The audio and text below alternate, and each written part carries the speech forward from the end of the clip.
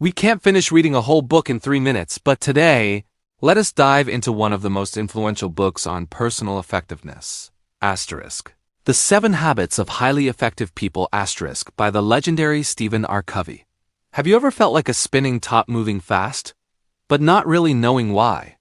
Have you collected every time management tip under the sun, yet still feel like you never have enough time and your stress levels are through the roof?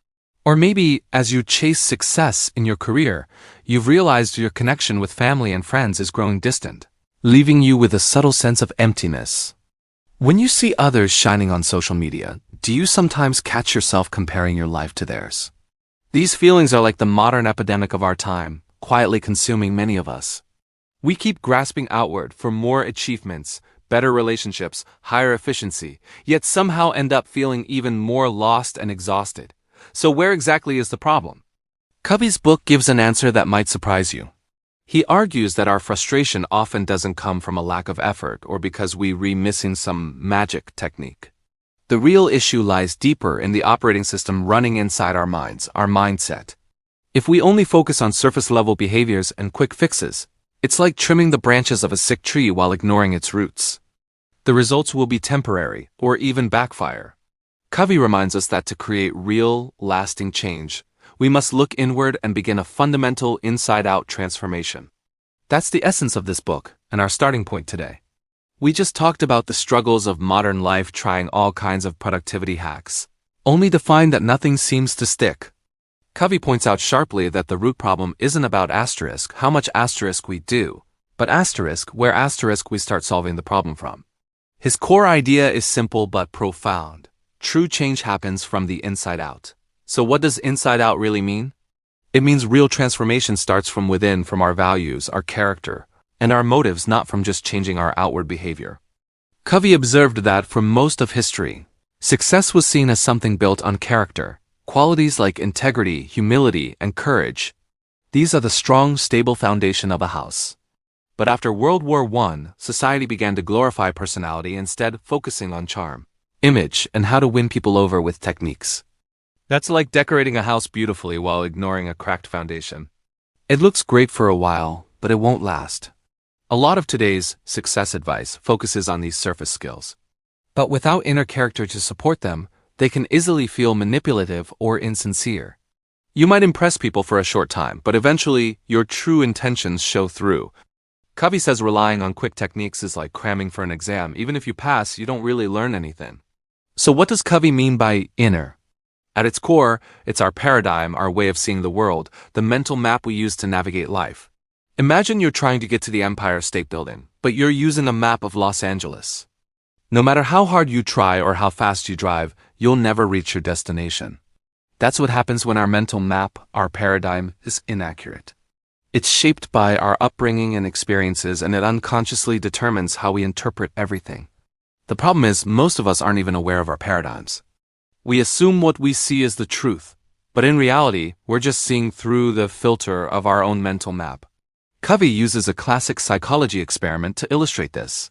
A single image that can be seen as either a young woman or an old lady. If you're shown the young woman first, you'll almost certainly keep seeing her in the ambiguous picture. But if you were shown the old lady first, you'll insist that's who she is. This perfectly shows how deeply our past experiences shape our perception. We think we're being objective, but we're really looking at the world through our own tinted lenses. Once we understand the power of paradigms, we see the key to true, inside-out change. If we want meaningful, lasting transformation, simply working harder isn't enough. That's like running faster with the wrong map. What we need is a paradigm shift to examine and, if necessary, replace the map in our minds. The biggest breakthroughs in our personal lives come from a fundamental shift in how we think. When we begin to question our own maps and stay open to other perspectives, we gain a broader, more objective view of reality. So, if you want to become truly effective, the first step is to look inward and examine your paradigms. Ask yourself, is my map accurate? And to take control of that process, to become the programmer of your own life, you must learn and apply. Habit 1. Be proactive. This habit teaches you how to take responsibility for your own life, to become the author of your story, not just a character in someone else's script. So, after our last chat about changing our mindset from the very roots, you're probably asking, okay, that sounds great, but where do I even start? What's the first real step? If you feel like the script of your life was written by someone else, your boss, your family, or just random circumstances, how do you grab the pen and become the author of your own story? The answer is habit 1. Be proactive. Now hold on, this isn't about slapping on a fake smile and just thinking positive. This is the bedrock for everything else we're going to talk about. It's the core principle of personal vision. It's the reminder that you are the captain of your own ship. Think about it. Life is constantly throwing stuff at us, right? Your boss rips into your work. You're stuck in gridlock traffic. Your kids are staging a rebellion in the living room. The stock market takes a nosedive. These are all external stimuli. Your reactions, getting frustrated, angry, or sad, are your responses. Most of us live as if there's a direct, unbreakable line between stimulus and response. My boss yelled at me, so of course I'm upset. It's raining, so my whole day is ruined. That's being reactive. It's letting the outside world pull your strings. But here's a life-changing truth inspired by the incredible Viktor Frankl. Between stimulus and response, there is a space. In that tiny space lies our greatest power, the freedom to choose our response. Frankl survived the horrors of Nazi concentration camps. He lost his parents, his wife, his brother. He was tortured and treated as less than human. Logically, that should have destroyed his spirit. But in that unimaginable darkness, Frankl realized something profound. His captors could control his body and his environment, but they could never ever control his mind. They couldn't take away his freedom to choose how he would think and who he would be. He found meaning by imagining himself lecturing after the war, teaching the lessons he was learning. That's the heart of being proactive. We can all do this because we have 4 unique human gifts: self-awareness, to see our own thoughts; imagination, to envision new possibilities; conscience, our inner moral compass; and independent will, the power to act based on our values, not our moods. So being proactive starts with taking full responsibility. Your life isn't just a product of your genes or your upbringing. It's shaped by the choices you make every single day. Proactive people are like a house with a thermostat. No matter if it's freezing or boiling outside, they maintain a consistent temperature inside. Their actions are guided by their principles, not passing emotions. Reactive people? They're more like a weather vane, spinning with every gust of wind. Sunny day, they're happy. Cloudy day, they're down. Their mood is completely at the mercy of the external weather. A quick way to tell which one you are is to listen to your language. Do you hear yourself saying things like, "There's nothing I can do. That's just how I am," or "He makes me so mad"? That's reactive language. It's a script that says, "I'm not in charge." Proactive people sound different. They say, "Let's explore our options. I can choose how I feel," or "I will make time for this." Their words reflect ownership. They act on life instead of being acted upon. Here's another key. Think of everything that worries you: your health, your job, politics, the economy. That's your circle of concern. Now, inside that big circle is a smaller one. Your circle of influence. These are the things you can actually do something about. Reactive people waste all their energy in the circle of concern, complaining about things they can't change. And the more they do, the smaller their influence becomes. Proactive people, however, focus their time and energy squarely on their circle of influence. They work on themselves, their skills, their habits, their responses. They know that real change starts from within. And as they do this, their positive energy expands and their circle of influence grows. Being proactive means owning your mistakes immediately, learning from them, and moving forward. You take back the steering wheel. You realize that you and only you are responsible for the direction of your life. And once you truly get that, the next question is obvious. Okay, since I'm the creator, what kind of life do I want to create? And that, my friends, leads us perfectly into our next habit. Thanks for watching. If this resonated with you, hit that like button and subscribe so you don't miss what's coming next. See you in the next video. In the previous part, we established that you are the driver of your life, you that got your hands firmly on the wheel. But let's take that a step further. Imagine you're in a high-performance sports car.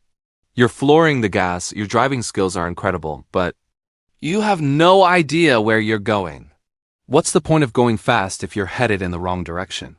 This is exactly why, after grabbing the wheel with habit 1, we need habit 2. Begin with the end in mind. It's a simple but profound idea. Before you start any journey, get a crystal clear picture of your destination. So, how do we figure out that ultimate destination? Stephen Covey suggests a powerful, if a little unusual, thought experiment. I want you to close your eyes for a moment and come with me. Imagine you're walking into a funeral. You see friends and family gathered, and then you realize it's your own funeral. Don't worry, just stay with me. 4 people are going to get up and speak about you.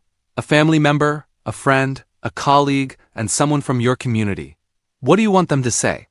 What qualities do you hope they remember most? As a spouse, a parent, a friend, or a coworker, what impact do you want to have left behind? What accomplishments truly matter to you? Take a second and really think about it. That summary you secretly hope for? That's it. That's your true end. It reveals your deepest values and your life's purpose. So many of us spend our lives chasing money, status, or fame, only to find out we've climbed a ladder that was leaning against the wrong wall all along. Those things weren't what we truly wanted. Only by seeing the end clearly can we make sure every step we take today is moving us in the right direction. Behind this habit is a fundamental principle. Everything is created twice. Think about it. When you build a house, it's created first as a blueprint, a mental creation. Then, it's created a second time as a physical structure.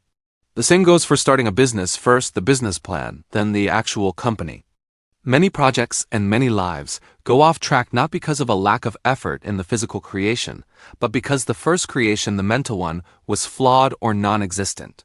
There was no clear goal, no solid plan. Habit 1 taught us we are the creators of our lives.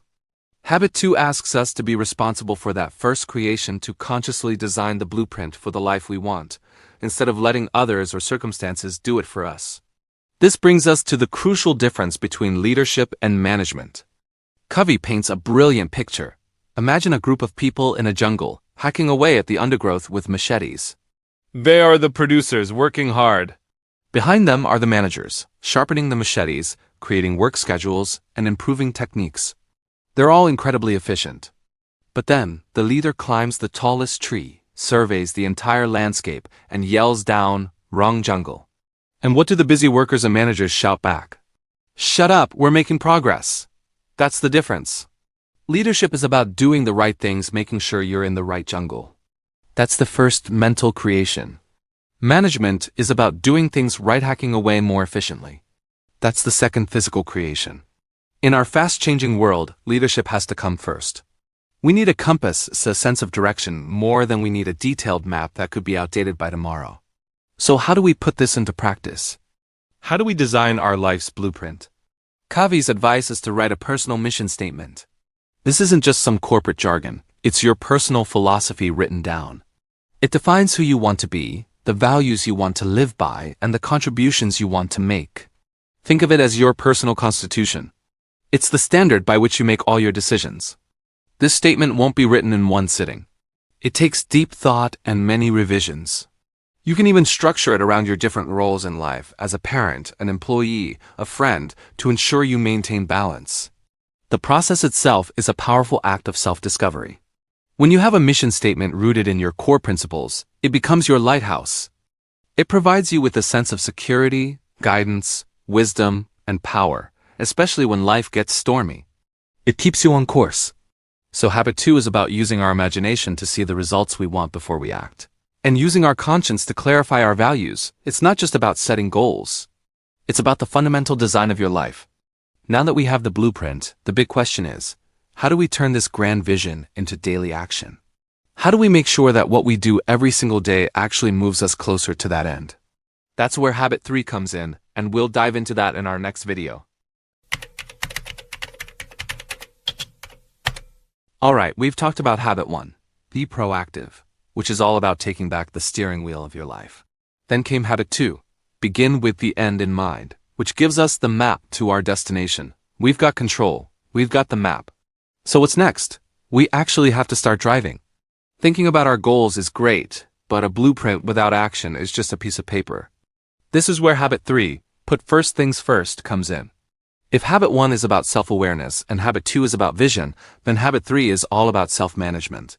It's about turning that vision into a reality. Habit 2 is the mental creation, the plan.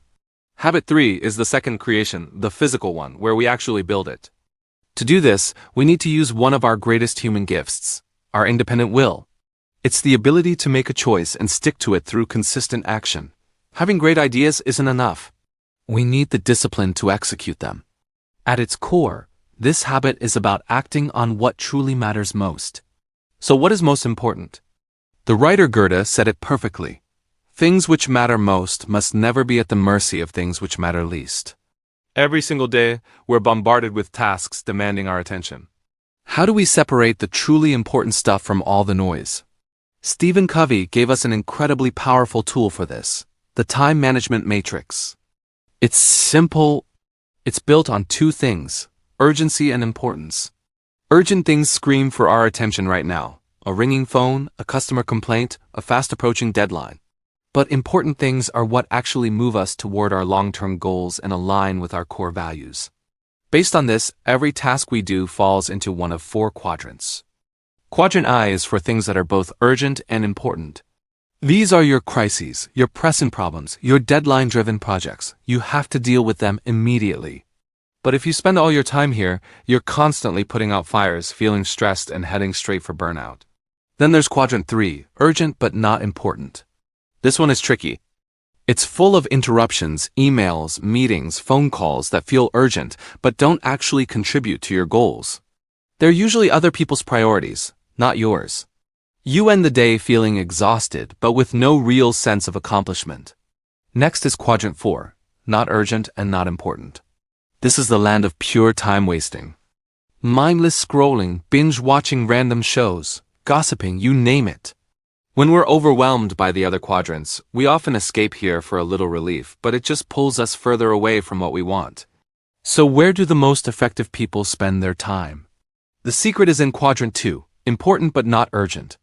This is the heart of true effectiveness.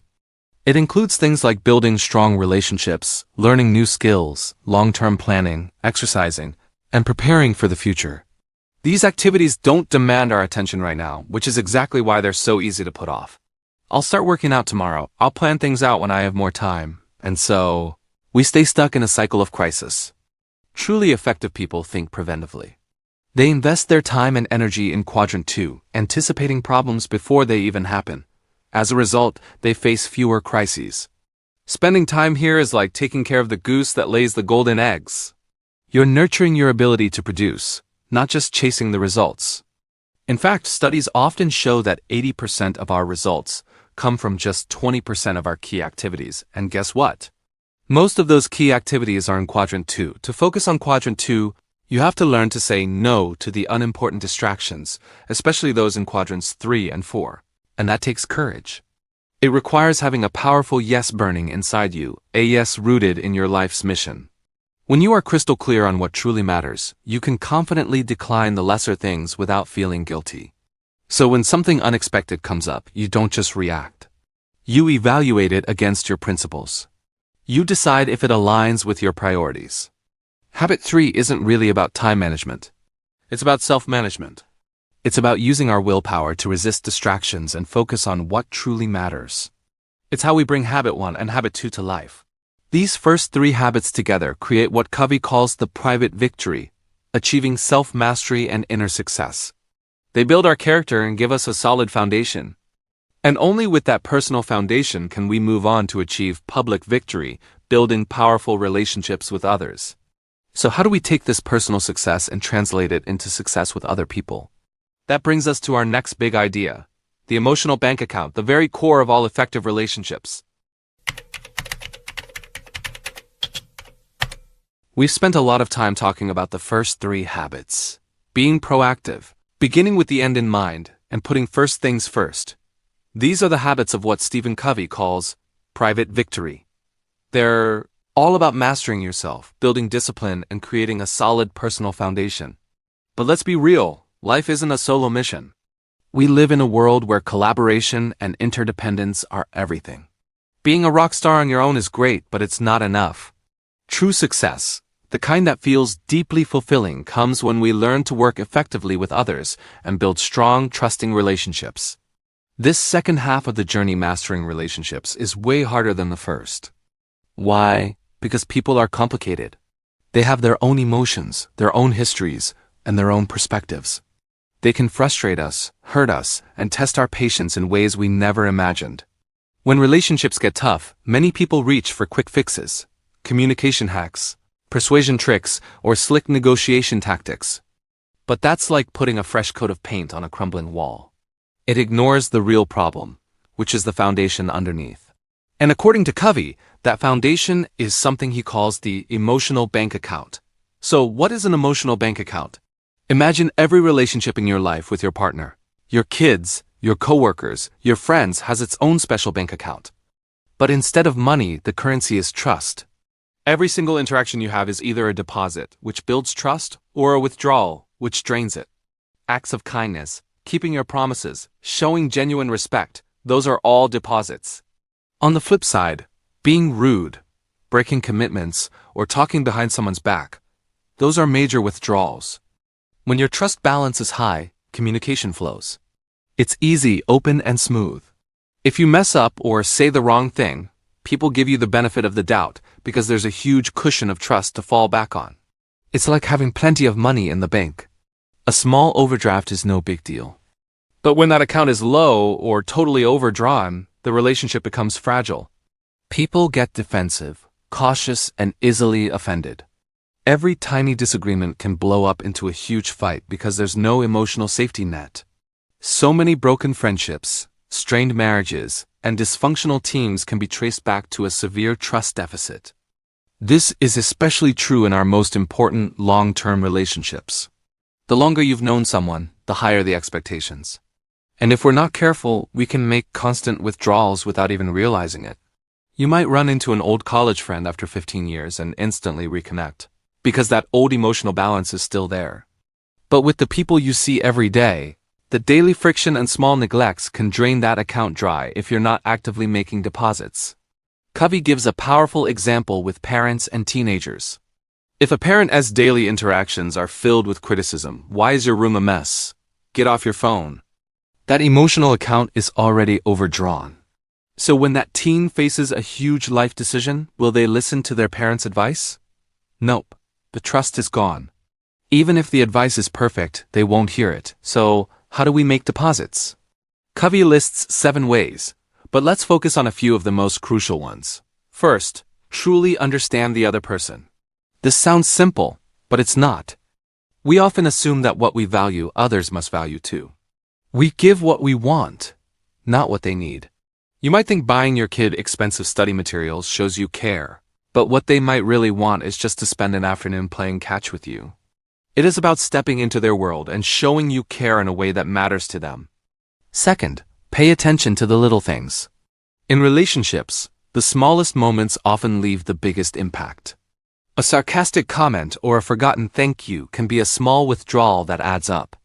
But a genuine compliment or a few minutes of focused listening, those are powerful deposits. Third, keep your commitments. This is one of the biggest deposits you can make. When you do what you say you'll do, trust skyrockets. When you break promises, even small ones, it shatters trust. Don't make promises lightly, and if you can't keep one, be honest about it and take responsibility. Fourth, clarify expectations. So many conflicts come from unspoken assumptions. I thought you were handling that. Sound familiar? Taking time to clearly discuss roles and responsibilities up front saves so much pain later. And finally, apologize sincerely when you make a withdrawal. We're all human. We're going to mess up. But a real apology, one that comes from the heart and is followed by a change in behavior, can rebuild trust faster than almost anything else. In short, the emotional bank account is your trust meter for every relationship. Keep an eye on your balances. Make consistent deposits through understanding, respect, and kindness. Build that foundation of trust, and you'll be ready for the next step on this journey. Habit 4. Think win-win. Hey everyone, welcome back! In our last chat, we talked all about the emotional bank account, that crucial idea that trust is the currency of any strong relationship. We learned how to make deposits to build that trust. But what's next? Once you've got that solid foundation, how do you actually work with people, solve problems, and build amazing things together without making a massive withdrawal? That's where habit 4 swoops in. Think win-win. Now, hold on, this isn't some slick negotiation tactic you pull out of a briefcase to get one over on someone. It's much deeper. It's a total shift in your philosophy, a new way of seeing the world and the people in it. It's the very heart of interpersonal leadership. Let's be honest, most of us were not raised to think this way. We were taught the complete opposite, win-lose. From a young age, life is framed as a competition. At home, maybe you were compared to your brother or sister. In school, grades were curved, meaning for you to get an A, someone else had to get a C in sports. It's all about victory and defeat. This is what Stephen Covey calls the scarcity mindset, the deep-seated belief that there's only so much pie to go around. For me to get a bigger slice, you have to get a smaller one. This scarcity mindset is everywhere, especially in the workplace. Imagine a CEO who stands up and preaches about teamwork, but then dangles a massive bonus for only the single, top-performing manager. What do you think happens? That team feeling vanishes overnight. It's not a team anymore. It's a battle royal. The managers are now rivals, fighting each other for the prize instead of collaborating for the company's success. That's the destructive power of a win-lose system. And when you apply that thinking to your most important relationships with your partner, your family, your colleagues, it's pure poison. You can't consistently win against your spouse and expect to have a happy, loving marriage. Now some people swing to the other extreme. Lose-win. These are the classic people pleasers. They constantly bury their own wants and needs to keep the peace, always giving in to make others happy. It might look noble on the surface, but it's a ticking time bomb. Suppressing your feelings doesn't make them disappear. They just fester under the surface, building up resentment that either explodes down the road or slowly eats away at your self-worth. Then you've got the absolute disaster scenario, lose-lose. This is what happens when two stubborn, win-lose people collide head-on. It's that bitter if I can't have it, nobody can mentality. Think of a nasty divorce where a couple would rather sell their shared assets for pennies than let the other person get any benefit. It's a downward spiral fueled by ego and revenge where everyone ends up worse off. So what's the alternative to all this drama? The only approach that truly works in the long run is win-win. And let me be clear, win-win is not a weak compromise where everyone is a little unhappy. It's about finding a creative third alternative where both sides feel genuinely great about the outcome. It is built on the opposite of scarcity, the abundance mindset, the belief that there is plenty of success for everyone. We don't have to fight over the slices. We can work together to make the whole pie bigger. A win-win solution is one that both people are genuinely committed to because it serves their mutual interests. Any other approach will eventually drain that emotional bank account we worked so hard to build. But what if you try and you just can't find a win-win solution? Covey gives us a powerful escape hatch. No deal, no deal.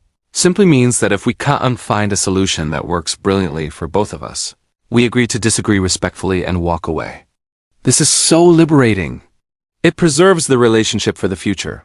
It is so much better than forcing one person into a bad deal they'll end up resenting later. Having no deal as an option frees you from the pressure to manipulate or push for a victory at all costs. You can be more authentic and open because you're not desperate. To truly live a win-win life, you need more than just a positive attitude. Covey says it requires 5 dimensions. It all starts with your character, which is built on 3 pillars. Integrity, being true to your values. Maturity, which is that sweet spot, the balance between the courage to state your needs and the consideration to respect theirs. And finally, that abundance mindset we talked about. From that strong character, you can build high-trust relationships and create clear win-win agreements. And on a larger scale, organizations need to create systems that actually reward win-win behavior, not just talk about it. So, habit 4 is this profound shift from competition to cooperation, from scarcity to abundance. But having a win-win attitude is only half the battle. How do you actually get there in a conversation? You need the right communication skills. You have to know how to deeply understand another person's point of view before you even think about explaining your own. And that perfectly sets the stage for our next video, where we'll dive into the most powerful communication habit of all. Habit 5: seek first to understand, then to be understood. We've talked about the win-win mindset, right? But just wanting a win for everyone isn't enough. We also need win-win skills. And often, what stops us from getting there isn't bad intentions, it's bad communication. Both sides want to solve the problem, but they end up arguing, talking past each other, and walking away frustrated. So how do we communicate in a way that actually works? Where both people feel truly heard and understood. This brings us to habit 5. Seek first to understand, then to be understood. Simply put, listen first, then speak. This might be the single most important rule of communication, and ironically, it's the one we break the most. Imagine this. You go to the eye doctor because your vision is blurry. After you say a few words, he takes off his own glasses and says, "Here, try these. They work great for me. You put them on and everything is a spinning mess." The doctor says, "That's weird. They work perfectly for me. You must have a bad attitude. Would you ever go back to that doctor? Of course not. He prescribed before he diagnosed. That's malpractice." But we do this every single day. Your kid says, "School is so boring." And before you even get what's really going on, you jump in with, "You just need to try harder." When I was your age ... double quotes, or your partner complains about work stress, and instead of just listening, you go straight into problem-solving mode. Okay, here's what you need to do ... We rush to offer our version of the right answer before we even understand the real problem. We try to fix people using our own experiences, our own glasses. But as Covey said, before you prescribe, you must diagnose. True understanding has to come first. Why is this so crucial? Because the whole point of communication isn't just talking, it's being understood. And most of us don't listen to understand. We listen to reply, we're just waiting for our turn to speak. Covey points out 4 common ways we do this, all based on our own perspective. First, we evaluate. We judge what the other person is saying, deciding if it's right or wrong based on our own values. Second, we probe. We ask questions, but not to help them, it's to satisfy our own curiosity. Third, we advise. We just can't resist telling people what to do, offering solutions they never asked for. And fourth, we interpret. We assume we know what they really mean, projecting our own motives onto them. All of these come from our world, not theirs, and what happens? The other person feels judged, misunderstood, and they shut down. So, what does good listening look like? Covey calls it empathic listening with the sole intent to understand. It's not about agreeing with them or even solving their problem right away. It's about fully, deeply understanding the person. You listen with your ears for the words, with your eyes for their body language, and with your heart for the feeling. The goal is to see the world through their eyes. When you do this, you give them what Covey calls psychological air. It's as vital as oxygen. One of our deepest human needs is to feel seen, heard, and valued. When people feel that from you, their defenses drop. Trust skyrockets. And only then can real, honest communication begin. This isn't easy, and it can feel risky. You have to set aside your own ego and your need to be right. It takes courage. But once you've truly understood them, you've earned the right to move to the second part. Seeking to be understood. The ancient Greeks had a formula for this. Ethos, pathos, and logos. First, your character and credibility. Second, your emotional connection. And only then, your logic and reasoning. Most people skip right to the logic. They start explaining and defending their ideas without building any trust or rapport first. But if you've already listened with empathy, you've built that foundation. The other person is way more open to your perspective because they feel you genuinely get them. They know you're looking for a shared solution, not just pushing your own agenda. That is the power of habit 5. It completely flips our usual communication pattern on its head. When we set aside our egos and truly step into another person's world, even the most difficult conversations can be transformed. What once felt like a wall becomes a bridge to deeper connection and more creative solutions. Alright, so we've talked about the win-win mindset. And we've mastered the key to real communication. Seek first to understand, then to be understood. We've built trust. We've got genuine understanding ... So now what? Does everything just click into place? Can we finally cooperate smoothly? Yes, but that's just the beginning. Highly effective people don't just aim for smooth cooperation. They aim to create miracles. This brings us to the magic of habit 6. Synergize. It's the principle of creative cooperation. Now, synergy might sound like some corporate buzzword, but the idea is simple. The whole is greater than the sum of its parts. In other words, 1 plus 1 doesn't just equal 2. It can equal 3, 10, or even 100. Synergy is where all the other habits come together and ignite. Look at nature. When two plants grow close, their roots mix and improve the soil, helping both grow stronger than they would alone. If you stack two wooden planks, they can support way more weight together than the sum of what each could hold separately. That's synergy. In our relationships, synergy means that through open and creative teamwork, we can invent solutions that are far better than anything we could have come up with on our own. It's about creating something totally new and unexpected. Imagine two people looking at that famous optical illusion. One sees a young woman, the other sees an old lady. Using habit 5, they listen and understand each other's viewpoints. But synergy takes it a step further. When they combine their insights, respecting and building on both perspectives, they gain a deeper, more complete understanding of the picture that neither of them had before. So what's the secret sauce for synergy? It's all about respecting and valuing differences. So many of us are afraid of differences. We think disagreement means conflict, so we try to get everyone to think the same way. Or worse, we see people with different opinions as threats. But highly effective people flip that script.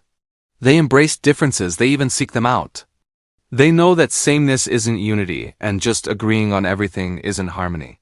Real strength and creativity often burst forth from diversity itself. Everyone brings their own unique knowledge, experiences, and perspectives. It's like we're all wearing a different pair of glasses. Only by combining all those lenses can we see the full, true picture of reality. Covey tells this great fable about an animal school. The curriculum had 4 subjects: running, swimming, climbing, and flying, and every animal had to take every class. The duck was a superstar at swimming, but terrible at running. So he had to stay after school to practice running until his webbed feet got so sore he could barely swim. The rabbit, a natural-born runner, had to practice swimming so much he almost had a nervous breakdown. The squirrel, a master climber, was forced to start his climbs from the ground up instead of from tree to tree, which drove him crazy. The point is, when we ignore individual strengths and try to force everyone into the same box, we destroy talent and create mediocrity. And let's be clear, synergy is not compromise. Compromise is when both sides give something up. You take a step back, I'll take a step back. The result is something you can both live with, but nobody's really thrilled about. That's 1 plus 1 equals 1.5. Synergy is about finding a third alternative, a new, better solution that gets both sides excited. That's 1 plus 1 equals 3 or 10 or more. Covey shares a classic story. A husband has been planning the family fishing trip of a lifetime. He and the kids are so excited. But his wife wants to use that vacation time to go care for her sick mother. Both have very valid reasons, and it feels like an impossible choice. If they compromise, maybe he takes the kids fishing while she visits her mom. But they both end up feeling guilty and resentful. Instead, they use a win-win mindset and empathic listening. The husband wants quality family time and to make lasting memories. The wife is worried about her mom and wants to support her sister. Once they understand those deeper needs, the creative ideas start flowing. Hey, what if we find a fishing spot near your mom's house? What if you go this month and we take a big family trip next month? What if we invite your mom and sister to come with us for a relaxing vacation?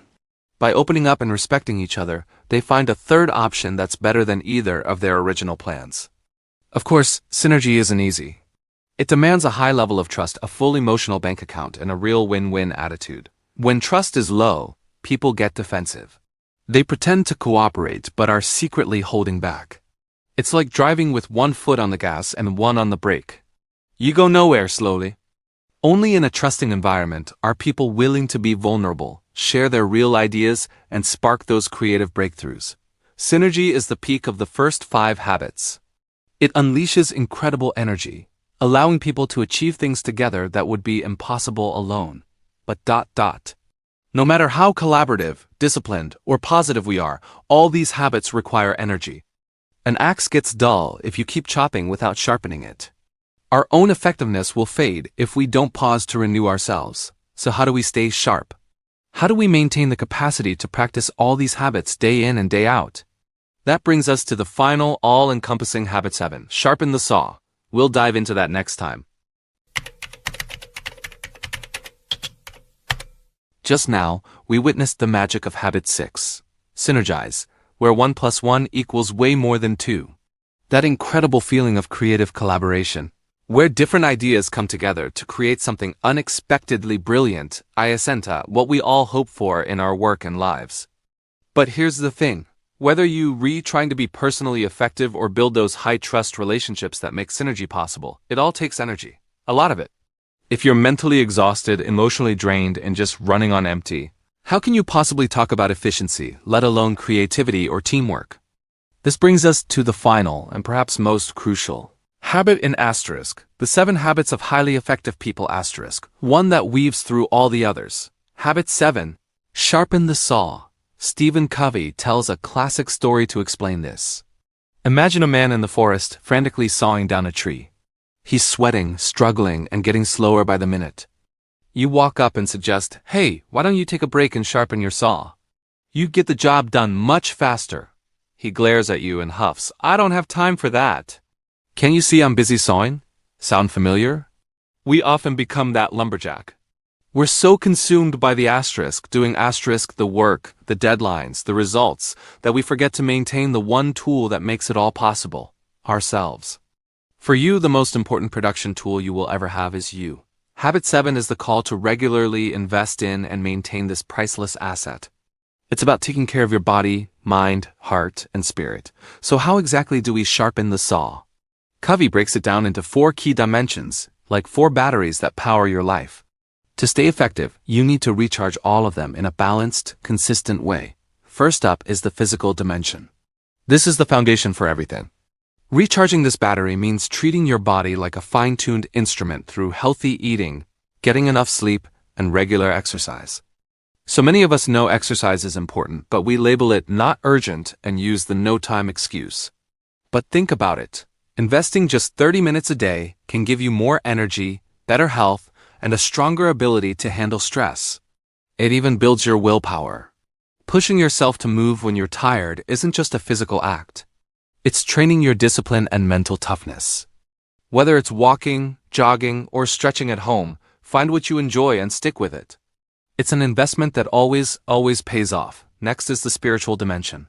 This isn't necessarily about religion. It's about your inner core, your values, your sense of purpose, your connection to something bigger than yourself. It ties directly back to habit 2. Begin with the end in mind. You can recharge this battery by listening to inspiring music, spending quiet time in nature, meditating, or simply reflecting on your values. Taking just a few moments to connect with your inner self helps you find peace amid the chaos of daily life. This is another one of those important but not urgent activities that truly matters. Third, we have the mental dimension. Just like a muscle, your mind gets dull if you don't use it. Sharpening this saw means committing to lifelong learning.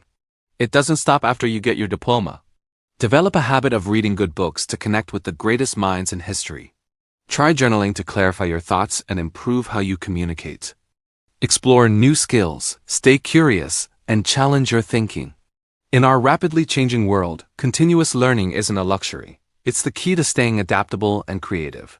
Finally, there's the social-emotional dimension. This is all about your relationships with others, and it links directly to habits 4, 5, and 6. Think win-win. Seek first to understand and synergize. You recharge this battery in your daily interactions. Every time you listen with empathy, show kindness, or make a genuine effort to collaborate, you're making emotional deposits into your relationships. This builds trust and strengthens your connections.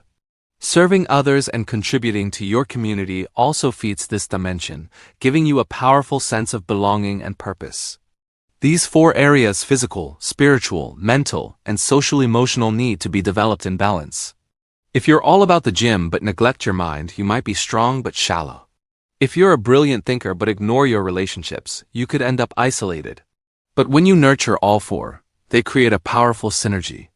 A healthy body supports a sharper mind. Clear values guide better relationships. And strong relationships enrich your soul.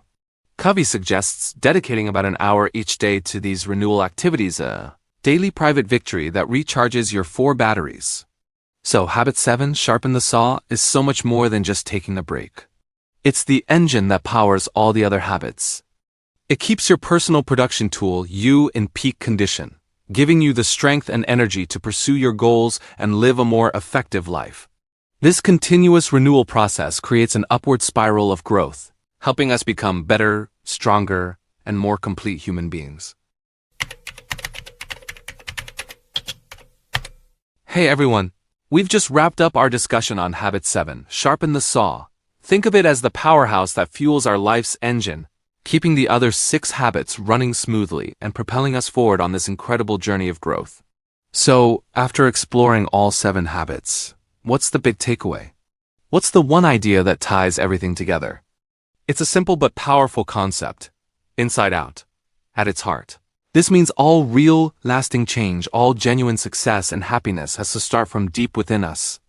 It begins with our mindset, our character, and our commitment to timeless principles. Trying to find shortcuts to happiness or success by changing things on the outside, like chasing status or using communication tricks, is like building a house on sand. It might look good for a moment, but without a solid foundation, it's destined to crumble. Only when we first build a strong inner core can we truly achieve success in the public arena. That's when habits like win-win thinking, seeking first to understand, and creating synergy actually work. They become the tools we use to build strong, high-quality relationships in our interconnected world. Now, this process of growing from the inside out isn't a quick fix. It's not something you master in a weekend seminar. It's what Covey calls a spiral of upward growth, a lifelong journey. The 7 habits aren't a checklist. They are principles to be lived, practiced, and integrated into who we are day after day. Each time we learn something new about a principle, make a commitment to live it, and then act on that commitment, we move one step higher on that upward spiral. Then, with our new understanding, we learn again, recommit at a deeper level, and act even more effectively. This process requires patience, persistence, and most importantly, the willingness to listen to our conscience. Our conscience is our internal compass, always guiding us toward what's right and true. As we travel this upward path, we gain something truly extraordinary, the power to become a transition figure. This means we don't have to be prisoners of our past. We're not doomed to repeat the negative patterns or habits that might have been passed down through our family, our culture, or our society. Through conscious, principle-centered choices, we can break those destructive cycles. We can be the generation that says, "This ends with me." We can create a new, healthier, more positive legacy for our children and for everyone who comes after us. That's not just about taking responsibility for our own lives. It's a profound act of service to future generations and the world. It's one of the most powerful contributions any of us can make. So, where do we go from here? It's time to turn understanding into action. Knowing the 7 habits is just the beginning. The real transformation happens in the doing.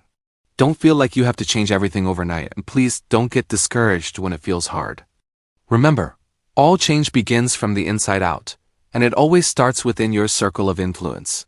The things you can actually control. Take a moment to look at yourself. Which of the 7 habits do you need to focus on most right now? Or, even simpler, what's one small thing you can commit to doing today? Maybe it's taking 5 minutes to just listen, truly listen, to your partner or your child without interrupting. Or maybe it's scheduling that one important, but not urgent, task for tomorrow and protecting that time on your calendar. Every small, principle-based action is like a deposit into your character account. Each one builds your personal strength and effectiveness. Be patient with yourself. Trust the process. The 7 Habits of Highly Effective People offers us a timeless roadmap for creating a life of balance, purpose, and fulfillment. It empowers us to choose our response, to create our reality, and to never stop growing. I truly hope this journey through the habits has ignited a spark within you, a desire to step forward with courage, to live your life from the inside out, and to keep climbing that upward spiral toward a more effective and deeply meaningful life. Thank you so much for joining me on this journey. If you found this valuable, please give this video a thumbs up, and don't forget to subscribe for more content to help you live your best life. We'll see you in the next one.